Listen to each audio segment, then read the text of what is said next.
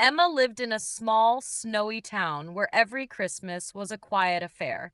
She loved her cozy home, decorated with twinkling lights and the scent of pine filling the air. This year, however, something felt different. Her husband Tom was stuck working in another city, and their son Ethan was visiting his grandparents. For the first time, Emma would spend Christmas Eve alone. The night began peacefully. Emma wrapped herself in a thick blanket while sipping hot cocoa as she watched her favorite holiday movie.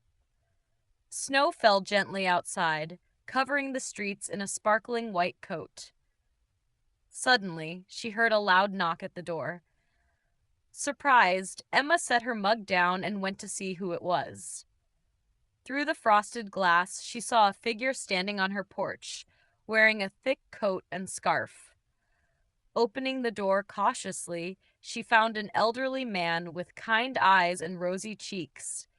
He carried a large brown sack slung over his shoulder. "Good evening," he said warmly. "I'm sorry to disturb you, but I'm traveling through town and seem to have lost my way. Would you mind if I rested here for a while?"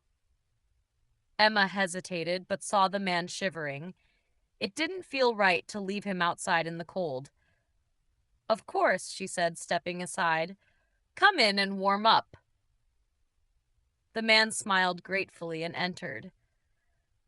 As he removed his coat, Emma noticed how unusual he looked. His white beard was neatly trimmed, and he had an air of calmness that instantly made her feel at ease. They sat by the fireplace, and Emma offered him some cocoa. The man looked around her home, admiring the decorations. "It's a beautiful home," he said.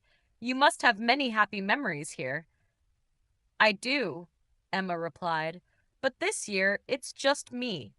My family's away." The man nodded sympathetically. "Sometimes Christmas feels different, doesn't it? But it always has a way of surprising us." They chatted for hours. The man told Emma stories of his travels. Speaking about places so far away, they felt like they belonged in a dream. His voice was soothing, and Emma found herself smiling more than she had all day. As the clock struck midnight, the man stood up. "Thank you for your kindness," he said. "I should be on my way now." "Are you sure?" Emma asked.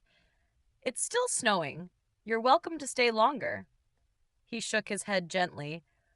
"I have many stops to make tonight, but before I go, I have something for you." He reached into his sack and pulled out a small, wrapped gift. Emma was startled. "You didn't have to." The man waved his hand. "This isn't from me. It's something you've been waiting for." Confused, Emma took the package. When she looked up to thank him, the man was gone. She rushed to the door, but there was no sign of him outside, just fresh footprints in the snow leading away from her house. Returning to the warmth of her living room, Emma opened the gift. Inside was a photograph she had never seen before. It was her, Tom, and Ethan, laughing together by the Christmas tree from years ago. Alongside it was a handwritten note that read, "You're never truly alone. Love is always with you." Tears filled her eyes as she clutched the photo. At that moment, she heard the faint sound of bells jingling in the distance, growing softer until they disappeared into the night. Emma didn't sleep much that night, but she didn't feel lonely anymore. She knew that Christmas magic had visited her, and she would never forget the unexpected guest who reminded her of the true spirit of the season.